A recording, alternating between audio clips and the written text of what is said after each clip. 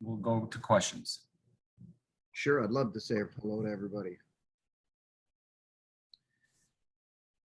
Hey, everybody. Hope everybody is doing well. Hopefully we'll move towards doing less of these and more in-person stuff in the future. Look forward to those times and those moments. I do want to begin just by kind of echoing some of our thoughts last week from our account, and I just want to echo our prayers and thoughts continue to be with the family of Terrence Clark. I think that the tragedy rocked all of college basketball, so our thoughts are with their players, his teammates, and coaches and family and everybody who knew and loved him.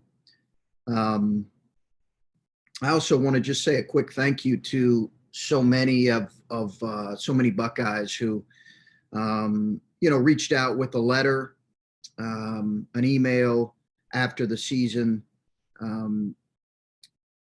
in particular in support of EJ and some of our players, as well as just kind of reflecting on the season. I think it says a lot when people have a moment, your fans have a chance to engage and take the time to do that, whether it's an email or a letter. And I have a stack of them. And I don't want this media session to go by without them hearing me say thank you for that. And I know EJ and his teammates appreciate that as well. Obviously it's been a few weeks since the season ended, as we've had a chance to kind of reflect on the season in general. A lot of really good moments, and then obviously some ones that were really gutting, and we'll talk more about that in a minute. But I think that's the challenge for a coach, is you have a chance to reflect back with your group. We had a chance to spend some time together on Sunday, and this really was an enjoyable team to coach, a lot of fun, and it wasn't just, we had, I think, 7 wins over top 25 teams and 3 wins over top 10 teams, finished 7 in the final AP poll, had a couple all Big Ten selections, 7 straight weeks in the top 10, and another 20-win season. And I think as gutting as that final game was, the challenge for me has been making sure our guys understand they did put themselves in position with really quality play throughout the season. And yet at the same time, we recognize there's some things we have to continue to grow and improve on. And as I'm prone to do, the majority of my thoughts will be on that final game and that final moment. But I don't want it to diminish some of the really quality things that have been done, that were done last year, and some that weren't, that haven't been done in the last 6 or 7 years here. So as we move forward, there's obviously some things that we want to look at and grow and improve in this off season here. As much of the off season is no longer an off season for college coaches, in particular college basketball coaches, particularly the 6 to 8 weeks right after the season, because you have on average right now just about 5 transfers per team in Division I. That's where the numbers, I think, sit about today, about 5 per Division I team, or at least it's approaching that. And I wish I could tell you that. I just think we all know, new normal has been used a lot in the last year and a half, but it's the new normal in college basketball, and that's fine. It's part of it. But it certainly has been, for us, it's been honestly a pretty uneventful last few weeks. Yet at the same time, we have added a couple players and are waiting on kind of the decisions of as many of you know, of EJ and Duane as they continue to go through this process. So really am excited about where we're at and the health and the general direction of our program, and excited about the off season here. Okay, we'll get things started with Steve Hellwagon. Hey, Coach. Obviously, news came out last week about Terry Johnson leaving for Purdue. I know you had said a lot of great things about him late in the season or mid-season. Being portrayed, I guess, that he's getting an opportunity to maybe broaden himself professionally, call offense. And Coach Painter, obviously losing a couple guys, was in a situation where he needed some help immediately. So I don't know, just how did that all come down, and where are you headed with, I guess, your next hire there? Yeah, Steve. So I don't just like Terry. I love Terry Johnson. Love him. Kristen, the boys, we've been together 7 years. 7 years is, it's a long time to be together. And I think I just love him as a person. He did good work for us, both at Butler and here in our 7 years together. And as he mentioned, the idea of doing offense after doing basically being our defensive coordinator for 7 years, I think what was appealing in a lot of ways. But just love Terry and his family. They're incredible people, and as I've mentioned, I really do think he's going to be a good head coach here sooner rather than later. Excited about the hire, and I'm taking my time with it. I think this gives us an opportunity to maybe adjust some things and some roles within our staff, and that's something I had thought about here in a couple weeks, really since the season ended. So really looking forward to it. I love our staff. I think we have really an outstanding group. Obviously, the two assistants as well as the support staff. It's a phenomenal group. So look forward. The position, as you might expect, has been an incredibly high demand. Incredibly high demand. So I'm trying to take my time and make sure that while I did have some ideas in mind here, and really in the last couple years, you always do. I still am trying to take my time with it. So I don't anticipate a decision anytime,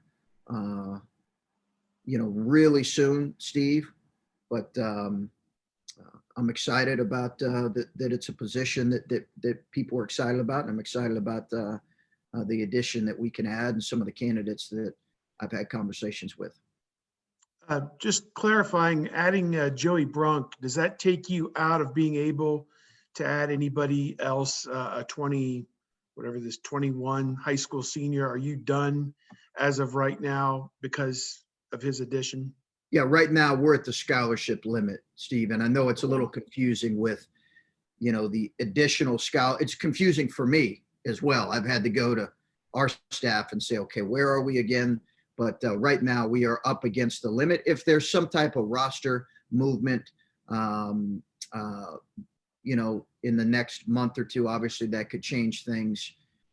But as of now, we're up against it with the scholarship limit. Thank you. Okay, next up, Adam Jardy. Hi, Chris. Good to see you. You mentioned that as a coach, your focus, it's hard for you to move on from a tough loss like that. You're going to think about that one for a while.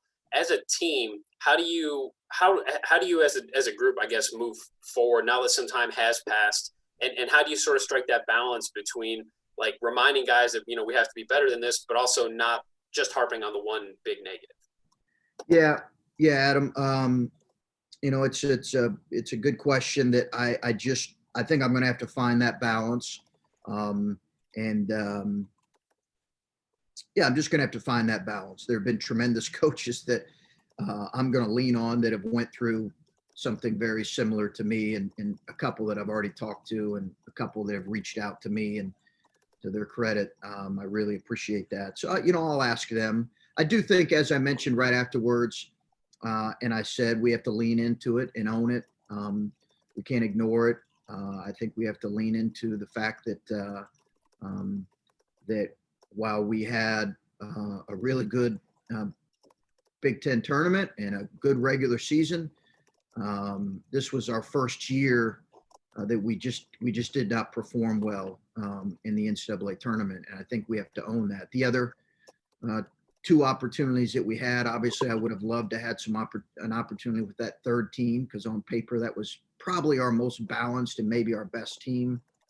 But our other teams, two teams, really, did perform well in the NCAA tournament. This one didn't. So I think we own it and lean into it. And as a coach, that's what I'm going to do. And at the same time, you're not a 2 seed by accident. So there are moments that allowed you to be a 2 seed that you have to also reflect on. It's not easy to be a 2 seed. So, but with that comes great anticipation and expectation. And I think the challenging thing for me has always been, teams that you really like and you really like to coach and that, genuinely care and love for each other. Well, the highs are really high and the lows are really low. The teams that really genuinely care about each other, their emotions are really strong. And I think this one still feels it and will continue to, because the care they had for each other was real and genuine. And the idea of them caring about the team and the team's success was real and genuine. And these days, I mean, you said, within the next 2 months or so, who knows what, you might have to make a roster addition or two, and we'll see how that all plays out. But what are conversations like at this time period with Duane and EJ? Like, how much do you strike that balance there too of, wanting them to find their dreams, reach their goals, but also maybe recruiting them to try to stay? Like, how do you strike that balance right now of being like mentor and coach and advisor, I guess? I'm trying to, Adam, give them the absolute truth from what I hear from NBA personnel. That's really what I'm trying to do, and separate any kind of personal feeling one way or the other. I really am. I'm really trying as much as possible to look through what is best for both of those young men right now. And I think what is best, it used to be what was best for kids was automatically if you were a first rounder. I think there's still something to be said for being a first rounder, but because of the guaranteed contract, but it has changed too, to some degree. So honestly, I'm just trying to look at, we've had a lot of conversations with both families, regular conversations, and we'll continue to. They're both great kids, both great families. So, I'm confident that while the decision is not imminent, I don't think for either guy. I think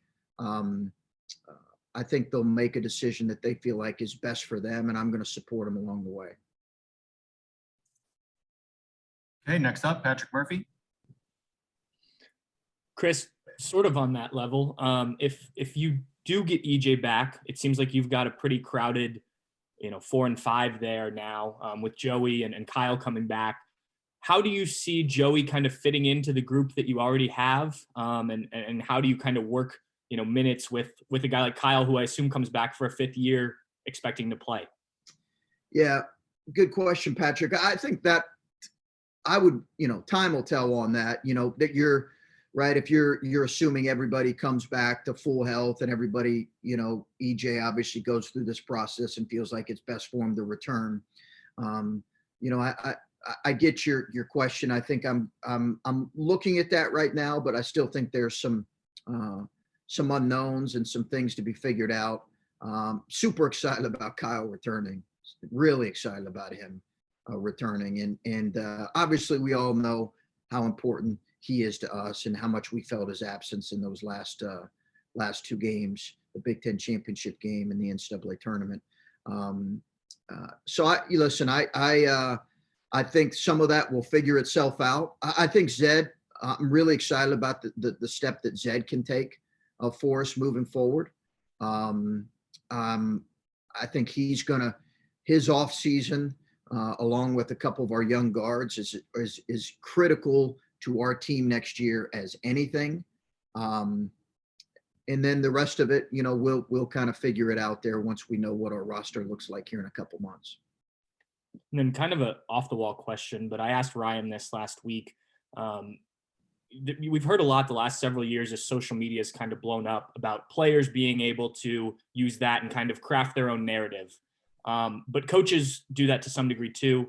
Ryan has done it a handful of times. And I know you're not as active on social media, but you have pick and choose moments to put stuff out there. And I'm curious how you look at that, how you view when to, make a statement on social media or put out a video or anything like that. And just kind of your approach to handling your own social media accounts as a coach. Well, full disclosure, I don't always handle all of my social media stuff, but I try to as much as possible. And I think that, I'm below average at the social media deal. Admittedly, I think it's more probably time consuming than I care to give it credit. But I do think there is some importance to it. And I do think that, to your point, whether it's a response to what happened with EJ, or maybe a response to some of the social issues that happened last year, I think to have an avenue where you can express that from a personal perspective is important. And it's the reason why I've maintained an account for the most part. Listen, we all know that Twitter at times can be, a bit of a cesspool in so many ways for the negative and those that are quick to complain and gripe. And I try to dip in and out of there, to be honest with you. But I think there are times where it's important to make a statement from a personal account. Okay, Tony Gerdeman. Chris, you mentioned Zach taking this next step. We see him before every game working on his jumper and his perimeter game, and he looks comfortable out there. Is that part of that next step? And what do you expect from him next year? I'm sorry, Tony. Zed. Yeah. So I think it's part of his evolution as a player. I think it's part of his evolution as a player. I'm not exactly sure what that's going to look like next year. Caleb took a significant jump from year 1 to year 2 in that area. I'm not saying that I do think that's eventually going to be a part of his game, but the bigger thing for him is playing longer, harder, conditioning, fitness, some of his balance. I just think I'm really excited about his growth as a player. And, we sat here sometime last year, and I think we thought EJ and Duane had the potential to be really good players, but no one, I don't think, predicted them to be all conference players. I don't think. So I do think that there is growth there for him, as along with some of our other young guys. But it's the summer's important. As far as stretching his game, I think that'll eventually be a part of his game. He's got to start making free throws at a higher clip, and he will. But I do think that's stepping out beyond the 3-point line is going to be a part of his game eventually, for sure. Thanks. For sure. Okay, Tim Hall. Hey, Chris, what was going through your mind when you found out that Zed and Ncaa were getting this opportunity to try out for the U19 team? That's pretty cool, isn't it? Great honor for those guys. So I got contacted pretty early about them. I got asked to be an assistant coach on the team about a couple months ago, and it just schedule-wise didn't work out. So about the same time, I think you guys know I worked with USA Basketball a couple years ago, and it's an incredible organization. And I would have I think really enjoyed being an assistant coach on that team. It just didn't work out this particular time. But about the same time, Tim, is when they told us that that Zed and Ncaa were going to get asked, and we really don't have any role in that. That we don't nominate guys. That comes directly from USA Basketball and from some of their kind of grassroots organizations where they view guys. I've been a part of that process with the under U19 team before. It's a pretty grueling few days, but super excited for those guys. And they jumped at it. They were like all in, like, Coach, we're going to it. Can we room together? And I was like, you guys room together here? You want to room together? You sure you want? Yeah, we want. Can we room together there? That's what first thing Ncaa asked me. So they're really excited about it, and I'm excited about going out there and taking a couple days to watch them during their tryouts. That's funny you mentioned that you were asked to be an assistant, because I saw that Jamie Dixon was the coach and didn't know if you had a relationship with him. And I couldn't find any assistants anywhere outside of calling up the offices. Do you know who the assistants are going to be on that squad? I don't know. I'd heard a couple names, but I don't know definitively if they have any right now. They typically have like 2 assistant coaches and then some like maybe 2 other guys. And there's a process to it. They kind of bring you in, Tim, and they ask you to kind of begin in this role and then be an assistant and then be a head coach. But I can't remember who the 2 guys are right now. Hey, thanks, man. Sure. Okay, Stephen Means. Chris, I obviously last year didn't end the way you wanted to, but there were some raised expectations, especially as that season went on. I don't know how much you look at way too early predictions and all that stuff, but assuming Duane and especially EJ, assuming they come back, these expectations aren't going to go away. It's going to probably be the same thing next year where people are going to think you're a Final Four team and whatnot. So just kind of projecting out a little bit in your eyes, what this team can look like next year when a lot of these guys are a year older now. They've actually been through an NCAA tournament for the most part. Yeah. No, Stephen, I think that's valid. I do think that the experience of playing in a tournament and also being a high seed in the tournament, there is value in that. There is value in particularly that experience of feeling the pressure of being a high seed in the tournament. It's so early right now, Stephen. There's so much transition with roster, like, those way too early lists are going to look so different in, a couple months. But as I mentioned, I feel really, really good about the health of our program. I feel really good about where we're at. And, I know we were picked, I think, middle of the pack last year, but I think the raised expectation was a credit to our players. And I think we've it's exciting, but there's just so much that has to happen between now and then with, as you mentioned, with both guys that are really important. You have 2 guys that, have tough decisions in front of them.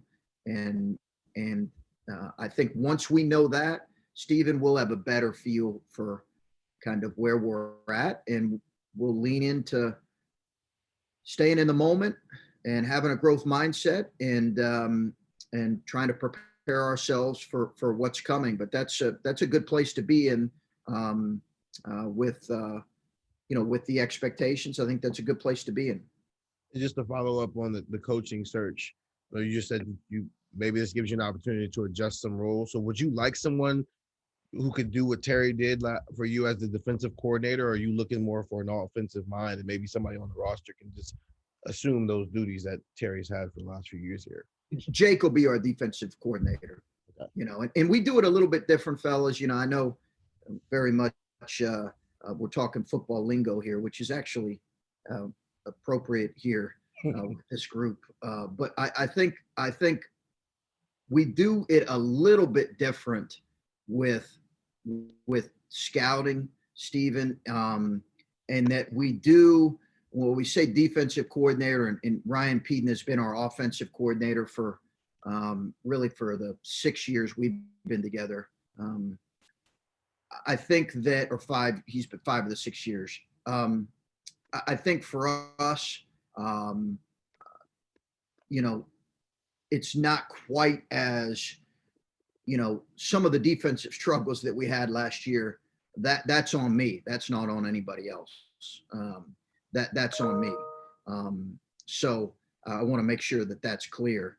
But yeah, that will be Jake's responsibility here moving forward for sure. Thank you. Okay, next up, Jay Holbrook.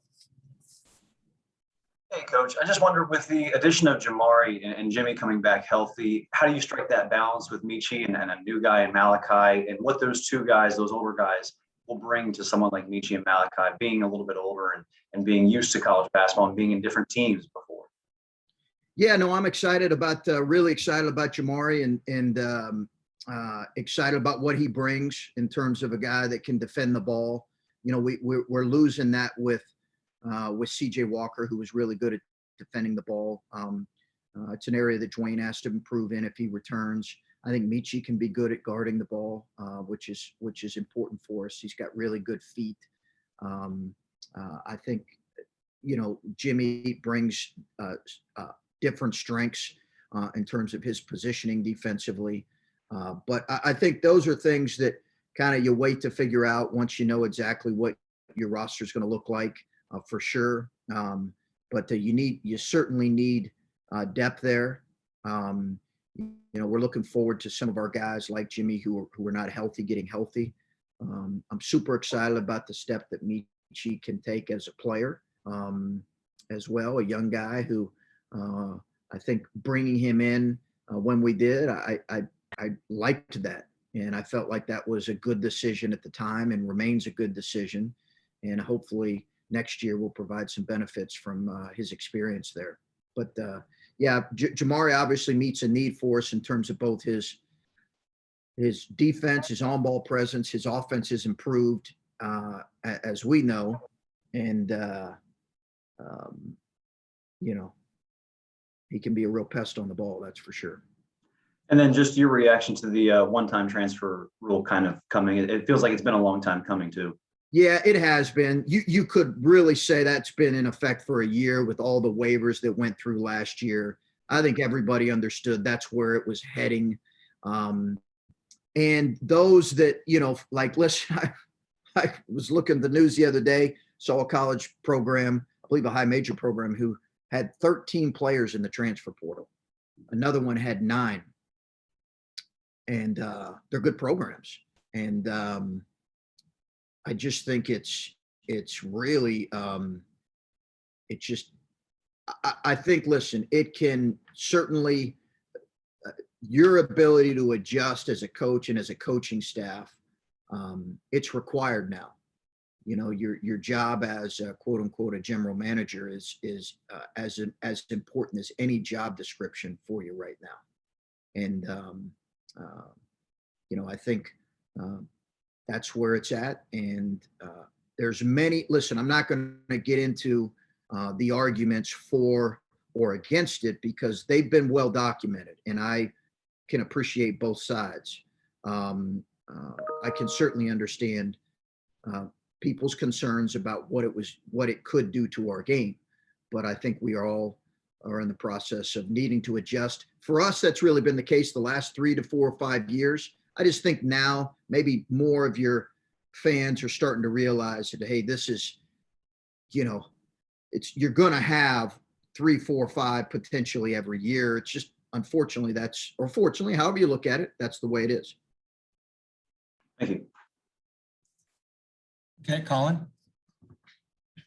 Hey, Chris, just looking at the additions of Jamari and Joey in particular, like they're not, I don't know that people would call them necessarily flashy additions, but they fit the roles that you were looking for. Why them specifically? Why do they fit what you want to do in those two, with those two additions? Yeah, Colin, it's good to actually see your face here. I didn't see your face there for the first few minutes there. So listen, I understand, immediately, sometimes your fans look at points per game and say, well, we should be taking this guy or that guy, but you're trying to assemble a team. And,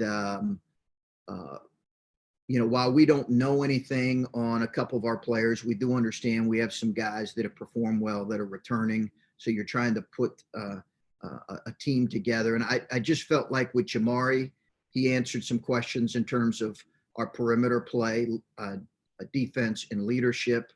And Joey is a guy who's, who played, he's never played more than 20 minutes, but he did play 20 minutes on an NCAA tournament team, whatever people want to say about like that team. That Indiana team was an NCAA tournament team.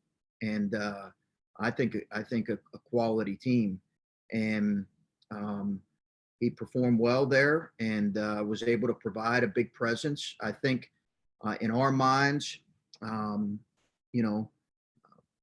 we could see, I don't know that I know, well, I do know we will not play as quote unquote small as we did last year.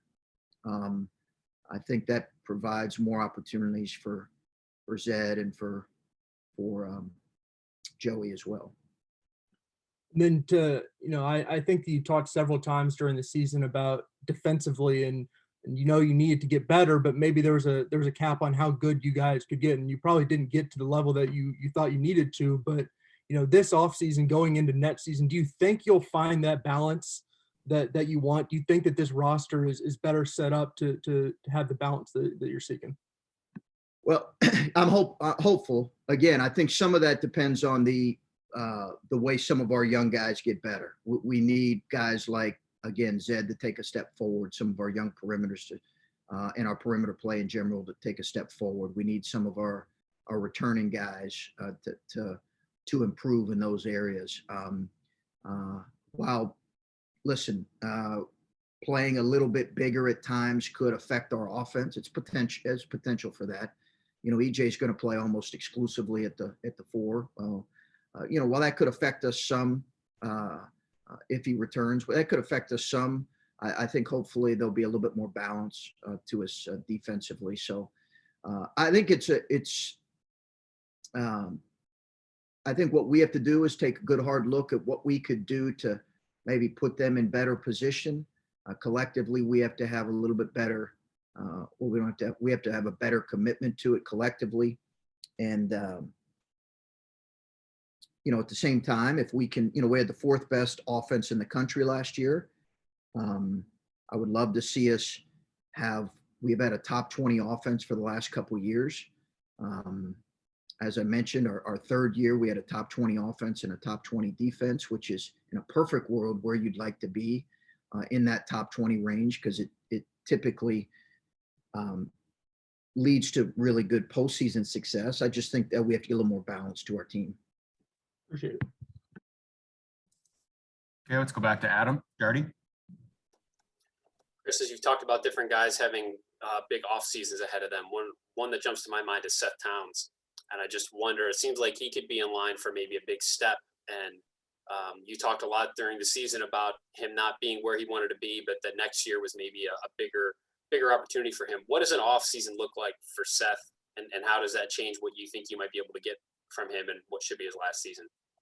Yeah, I agree with you. I think his offseason's critical, Adam. He just got to get healthy. He's got to get fully healthy. I think if he gets fully healthy, I was really proud of Seth this year because, one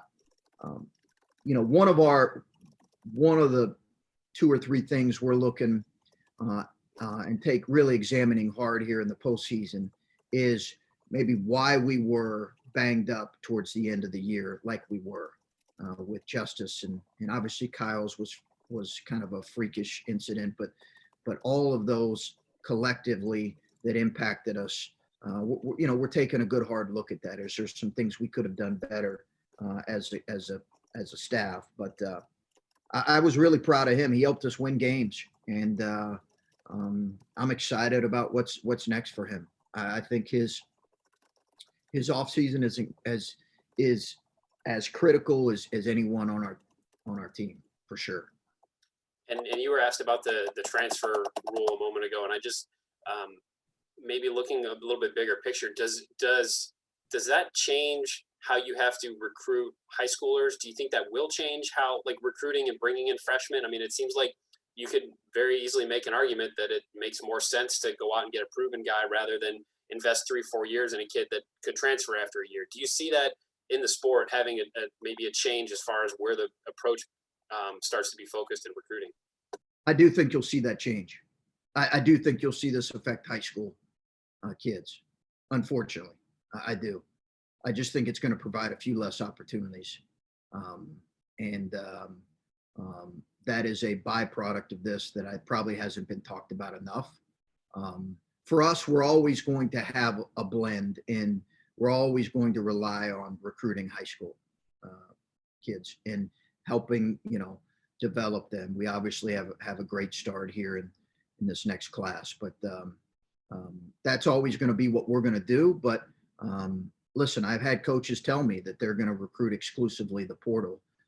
That's not how we're going to do it. And I've heard high major coaches say that's not how we're going to do it, but that's one way of doing it. And I don't look at it and say that's right or wrong. It's just a different way of doing it. Okay, next, Pete. Clearman's Row. Hey, Chris. So much of the season had to do with COVID for so many teams, but towards the end of your season, we just didn't talk about it a lot. What was the impact the last 6 weeks of the season? And just talking to EJ 3 weeks ago, it made it seem like it was a huge deal for these players to be able to have the season come to an end and be able to be with their families again. I think it was. Yeah, I think it really was. They were ready. We're talking about multiple months, 2 semesters, a little bit longer season than some other sports. So between the testing, our guys were phenomenal. Like they were phenomenal with the COVID protocols all year. They were as disciplined and committed to following the protocols as you could possibly expect. Their character in that regard was kind of the character you saw on the floor. They cared about the program and they cared about the program's success and they cared about each guy being healthy. It was phenomenal and they deserve a ton of credit for it. Having said that, they were ready to not be tested every day and they were very ready to see their families as they should be. We got to go home to our families every night. They didn't get a chance to see their families and engage with them. They understood that. They accepted that. But it doesn't mean that they weren't really ready for that moment. So EJ speaking from the heart there, I think it's real. They were all ready for that. They certainly would have loved to play a couple more weeks. The transition, at some point we can talk, well, maybe we can't talk about it, but the transition from the Big Ten tournament to the NCAA tournament was unique. It was unique and it brought kind of its own set of challenges there, particularly with playing on that Sunday. But I think our guys were phenomenal with it. I think and the protocols were understandable and we accepted all of them both here and at the NCAA tournament. It allowed us to play, which we're going to be forever grateful for. Ryan made a comment about 1 or 2 weeks ago about just how remarkable it was that football played a season. How remarkable is it that you guys got the whole season in? And do you think that's something that will be more remarkable maybe in 10 and 15 years? I think the remarkable part of it, Pete, is, if we were 10 and 21, I don't know that I would use the word remarkable for us, just because I think the remarkable part of it or the really pleasing part of it is that our guys embraced everything that was in place and had a good attitude, had a good approach, played with a joy each game. And those that watched us could never say they were passionless in how they played. They played with a real joy.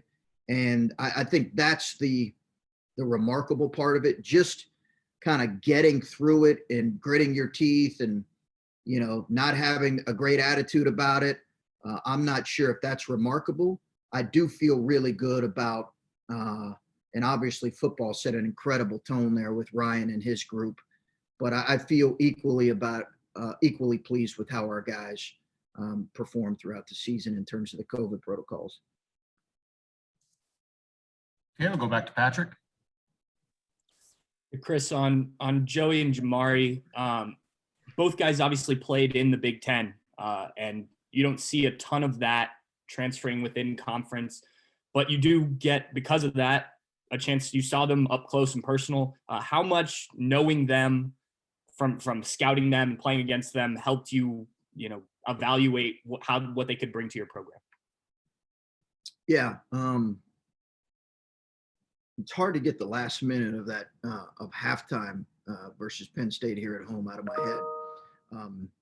With Jamari, that was a quick tone changer in terms of the game there. Fortunately, we won it, but he created havoc on that play. So I think familiarity was certainly part of it. And then I think once we dove into the kind of kids, I knew Joey obviously, but once we dove into kind of the kid Jamari is, and I think as our team is currently comprised, we felt like those were the right additions for this group, and familiarity helped with that for sure.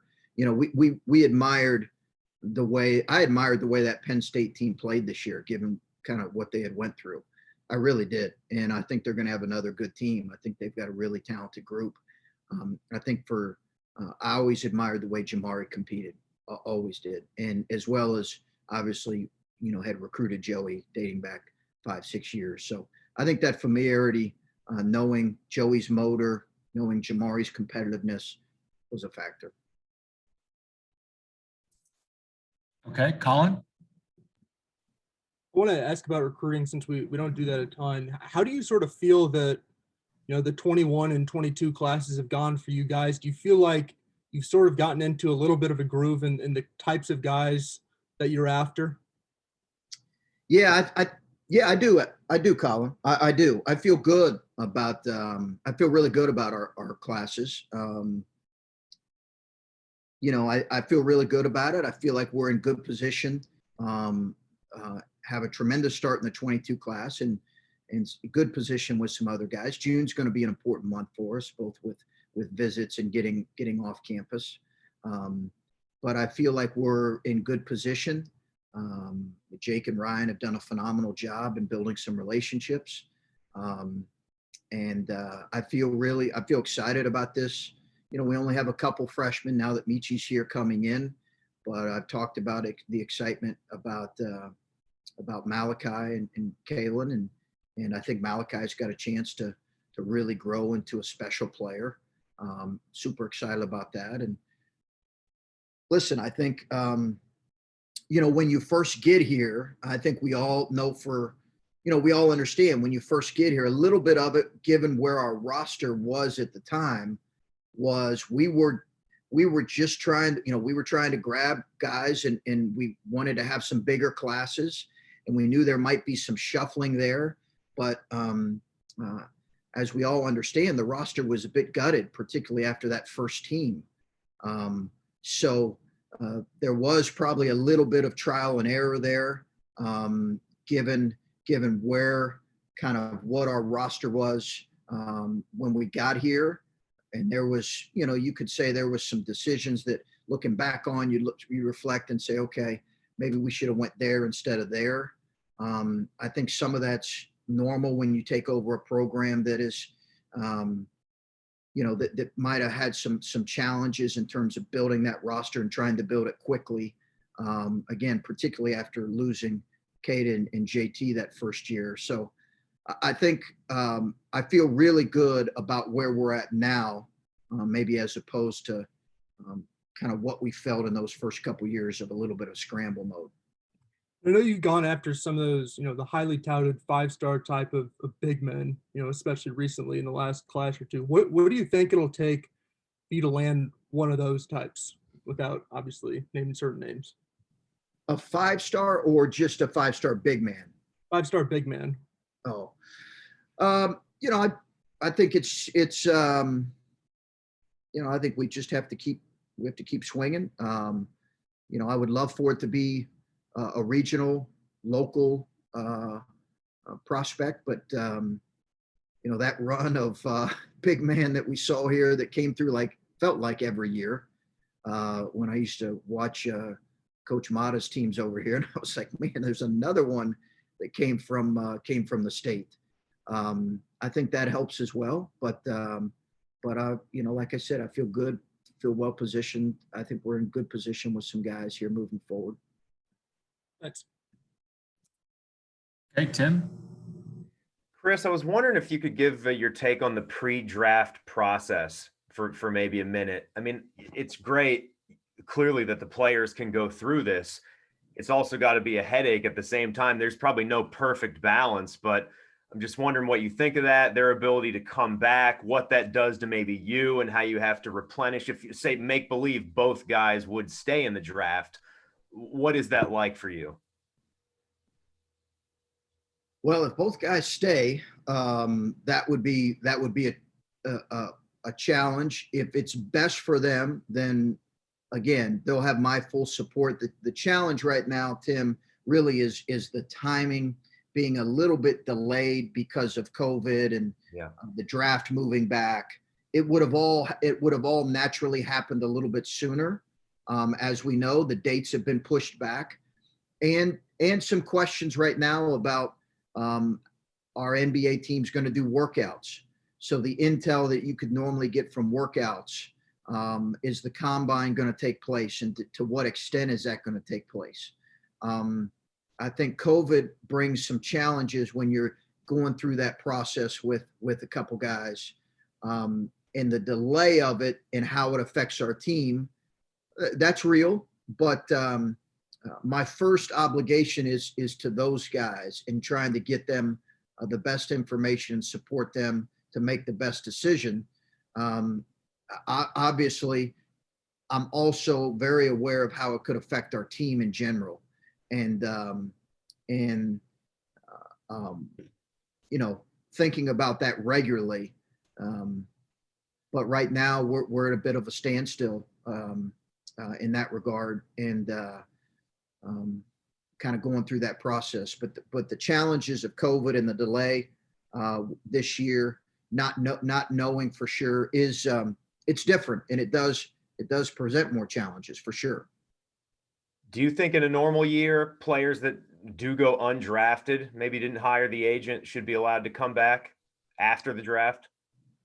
I do. Yeah, I do. I think that rule, the deadline of allowing players to go through the process, in most cases, it can be a positive experience. In some cases, it's not. I coached a young man at Butler, and I've shared this story, and I approached him about, he's in the NBA now, and I approached his dad after he had been with us for a couple years about going through the process, and his dad was against it at the time. He just wanted his first impression to be a really good one. So I think there are countering viewpoints on that, but I also think that typically it's a good idea. But in some cases, you'll have some families that will be against it because they don't feel like their sons are quite ready. But I think the idea of going through it and returning, if it's in their best interest, is a good thing. Thanks. Okay, just like old times, we'll finish up with Laurie Schmidt. Where is Lori? Laurie, you there? No? Maybe Laurie finished on us. Lori fell asleep. Lori's, if she comes back, Dan, I'll take her final question. All right, we'll take one from Adam real quick. Don't want to steal Lori's thunder, but didn't want to waste the opportunity. Chris, you've spoken about how good you feel about the direction of the program and the group of guys and everything that you've got building. You're 4 years into your time at Ohio State, and I just wonder for you personally, if you could reflect on where you think you are, what you make of your 4 years at Ohio State, how comfortable you feel, and maybe any thoughts you have going forward. Ooh, that's a big final question there, Adam. That's a big final question. And save the best for last, right? Yeah, that's a big one. Yeah, no, I think, listen, I think I can be, I'm really hard on myself for one. But I think that, is that Lori? Probably. But I think Adam, I can be certainly my own worst critic. And my wife and others close to me certainly tell me that. But I think if, objectively, if I were to look at it objectively, I would say, okay, we've our first 2 years, we were picked in the bottom half of the Big Ten. And while we had some struggles, we were able to get to the tournament and perform well, the NCAA tournament, and perform well and win a couple games. Year 3, I thought we were playing the best that maybe we have played and had a chance. Obviously, postseason, Big Ten tournament and NCAA got taken away from us. So who knows what that would have looked like. Perhaps we would have had an opportunity there to really perform well. As I talked about last year, so while I understand that there were some challenges for us early with when we took over, we understood that. We have yet to really have a really poor season, and I think in some ways that's a good thing. It also kind of ratchets up expectations right away. I think I'm always looking at ways in which we can improve and take the next step and perform and do better in certain areas. And while I think we have certainly established a level of success and competitiveness, both nationally, we've been ranked in the top 15, I believe, top 25 every year, but in the top 15, 3 of 4 years. So there's a national relevancy that I think has been reached. We have not reached by any stretch, the peak years of Thad's incredible run or Coach O'Brien's a couple years there, or dating back to others. Obviously, the run in the 60s was the one that got to the final finish line. So that's our goal. That's what we're working towards every day. I acknowledge the fact that we've got work to do towards that, but I could not feel really any better about kind of overall the health of our program.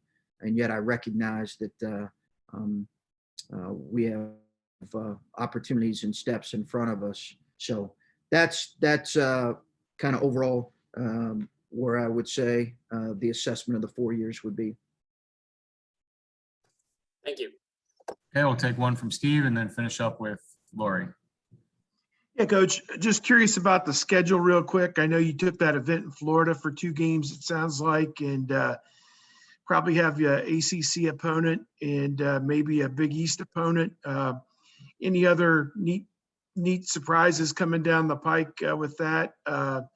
Anybody you feel like you've had home and homes with Cincinnati and some other teams? Anybody you feel coming down the pike with that?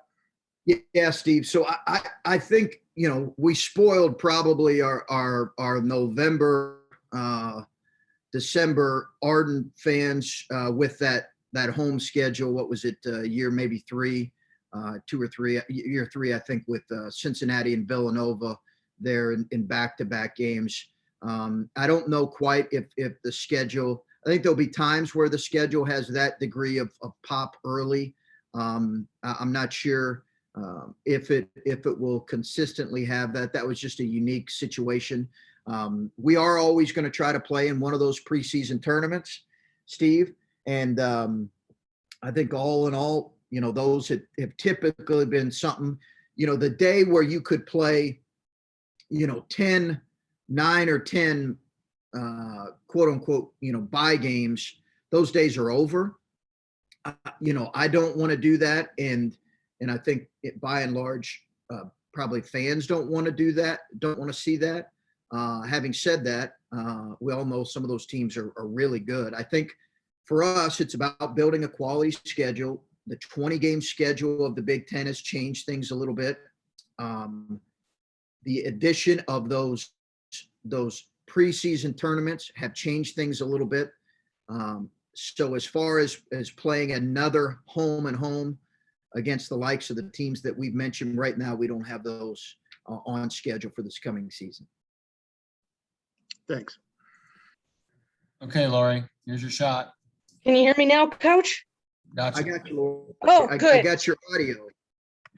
So nice to hear from you today. I wanted to follow up on something. You mentioned what a challenge it was transitioning from the Big Ten tournament to the NCAA. I'm wondering what it was about that posed such an additional challenge this year. You know, I think, Lori, as much as anything, I had a number of coaches tell me, hey, if you get to the Big Ten championship game, be prepared for what that's going to do to your team that next week. So I just think while the turnaround was not Sunday to Thursday, as it's been for some of our teams in the past, I think Thad might have had 1 year where that was the case. I think that in general is a normal part of the challenge, the emotional and physical toll that those games can take on you, and particularly if you're playing 4 games in 4 days and then a quick turnaround. By no means does that. I'm not saying that as a reason why we didn't perform well on Friday, but I'm just saying that challenge, and I think the idea of just, you know, you typically go back, have a chance to watch the selection show as a group. It was literally, we went right from the floor to the selection show, and I just think the specifics of that, Lori, I probably wouldn't want to get too involved with. I understand all the protocols that were in place, but just it was a different experience going from there right back to the hotel and then into a quarantine for a good bit. Again, Illinois went through it. They were in the championship game as well, and it was a unique experience for sure. But again, we got to play a season, so at the end of the day, we're all grateful for that. Okay, thanks, Coach. Everybody. Okay, thanks, guys. Be well. Thanks, guys.